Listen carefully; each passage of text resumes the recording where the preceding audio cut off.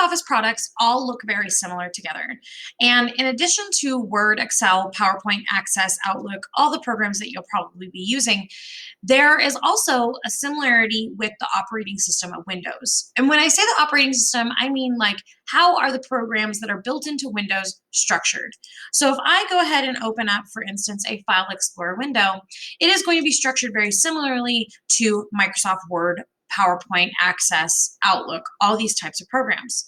You can see that File is listed here on the Word document, and File is also listed on the File Explorer. Home tabs tend to be very common in all of the Microsoft Office products and Windows products because they're all made by Microsoft. Microsoft makes Word, Excel, PowerPoint, Access, Outlook, but they also make Windows, which is your operating system. And then there's other tabs that are available.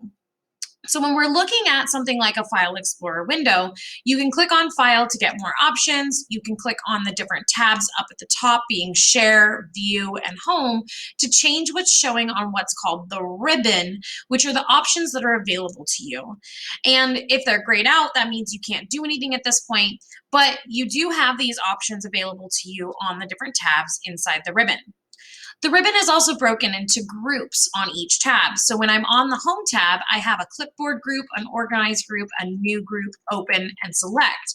And this is where Microsoft has grouped together different options that tend to do with the same topic. So clipboard is where you're like copying and pasting things into your clipboard and out of it, cutting things and all those kind of features. Organizing your files to move, copy, delete, or rename those files, creating new folders and files, opening different properties and options within files, and selecting files.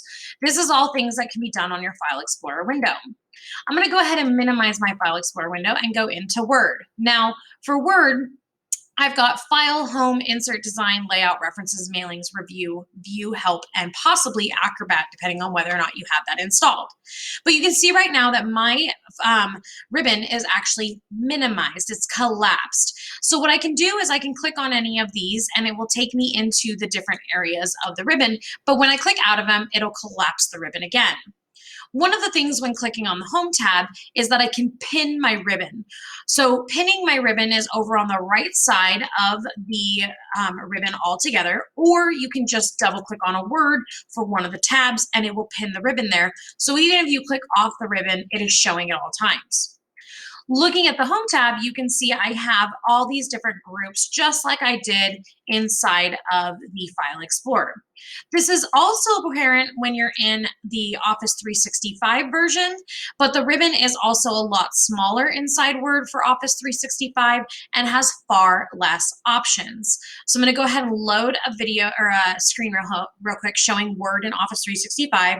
Again, I have the ribbon with the different tabs up along the top, and the objects are actually grouped within those tabs. What's important to note is that the same features that are available on Office 365 will be available on the full installed version of Word, but they won't be the same. You'll have far less options in the 365 version. So when we're looking at Word, it's important to note that your ribbon is going to have all these options, but if you don't know what a button does based off the picture, you can always go and hover your mouse over an icon and it will give you the name of the icon as well as a brief description. And sometimes it'll even give you a video showing you what it will do. The most important thing beyond that is that not all the options may be showing on the ribbon. So for instance, in the font group on the Home tab, this is not all the options the font group has. There is in fact a dialog box with even more options. And that's indicated by this little icon in the bottom right-hand corner of the group. You can see, for instance, editing does not have one of those icons because it doesn't have more options than what's available to find, replace, and select. So I can go to font here, open up the dialog box, and get even more options, including tabs along that to get even more availability and tools. So what's important to note is that your ribbon is up at the top. It's broken into tabs, and each tab is then broken into groups, and some of those groups have even more options in a dialog box.